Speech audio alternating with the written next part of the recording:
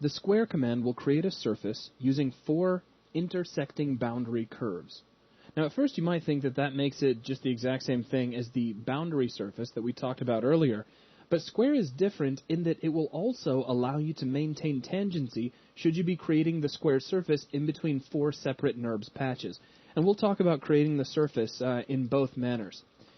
Now let's start off by creating 4 curves from which we could make the surface.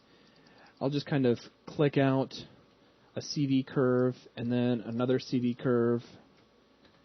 And I just need 4 CVs, so then we'll do one more. This is a very simple example, by the way.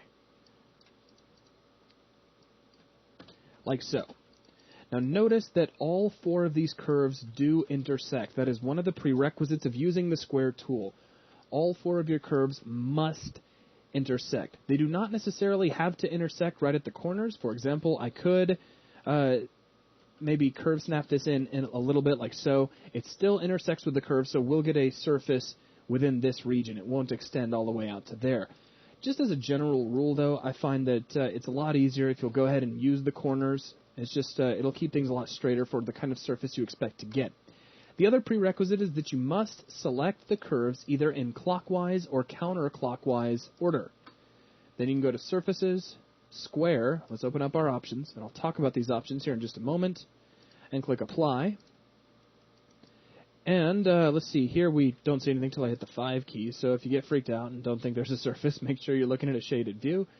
And we have, well, a surface created just like so. Now let's open up our options and take a look at what we have. First off, we have the continuity type. Now notice something, this is kind of interesting. By default, this was set to a tangent continuity type, but notice what I have here in my continuity type settings for each curve. All I have is fixed boundary. That's because there's nothing for me to keep tangent to. All I'm using is 4 curves.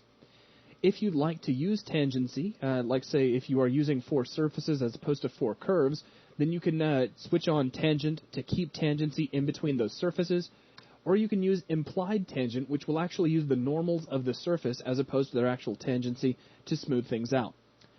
Now if you're using tangent, you can check on curve fit checkpoints. Setting this higher will start to, basically it gives the system more areas along the curve to check and make sure that there is tangency. You want to be careful of setting this too high because the surface can start to get a little bit, well, crazy. It just won't work right. I have found that in most cases, a setting of 5 will work just fine. You can change the endpoint tolerance. You can set this to global or local. And basically, this is how close the endpoints of your curve need to be considered touching. Setting this to global will give you that default value that's hiding away in your preferences settings window under positional, so that's 1/100th of a unit. You can set that to a local value if you want and give that any sort of custom number you like. You can also choose to rebuild any of the 4 curves in the calculation, and this can sometimes help clean up any parameterization issues you may have. Though if your NURBS workflow is consistent, then the curves have been rebuilt before you create your surfaces anyway, so this isn't much of a big deal. Now down from here, you have output geometry. Of course, we're going to leave things at NURBS, but you can switch on polygons, subdivision surfaces, or Bezier surfaces. Now let's take a look at what would happen if we were to try to use the square command with 4 separate surfaces.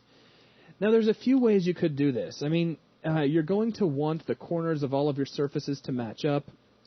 So what I'm going to do is I'm going to, instead of actually build out a patch model where I need an extra surface build up, I'm going to start off with a simple polygon, I'm sorry, not a polygon, a NURBS plane, like so. Let me go ahead and increase the number of patches in U and V, we'll say to 3x3 for just a moment. And I'll put some nice curvature in here that we can, look at, examine. Just something that'll kind of give us a little more than just a standard view. So something kind of like this makes the surface look cool. Now let's rebuild this so I can add some more detail. So let's say, let's maybe come in here to, rebuild surfaces and not edges. We'll go to uniform. We'll keep, it doesn't matter if we keep our corners. Let's make this a, 6x6 surface. So rebuild, and here's what we have. Now what I'm going to do is grab isoparms here, and I'll cut this like so. Now let's make sure, I'm going to marquee select over those isoparms to make sure I got right on the iso edge. And let's grab isoparms here, and here.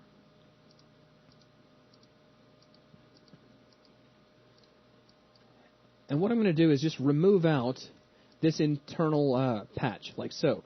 So what we're doing now is we're simulating if we have been patch modeling and we've got all of these patches all lined up and things are looking great, but we need a way to create a patch right here in the middle of, and this could be anything. I mean, this is all kind of a proof of concept.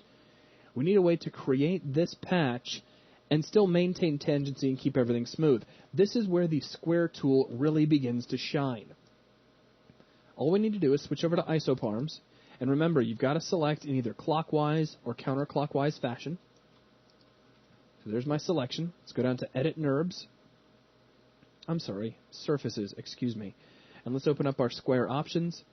Now, our continuity type in this case, we'll start off with tangent, and we'll take a look at implied tangent a little bit separate from that. Curve fit checkpoints, 5 should be more than we need, so we'll go ahead and leave it just like that.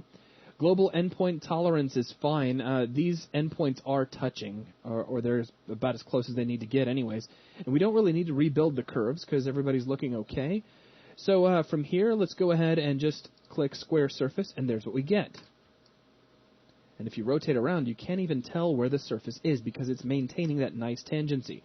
So now we can come into our square surface node, and we can set our tangent type, maybe set it over to implied tangent. Now in this case, I imagine that that's not really going to make much of a difference because what that's doing is that's taking the normal of the edge right along the surface and lining up the normal of that edge along with the edge of the surface that was created. And in this case, it's going to be identical either way you go.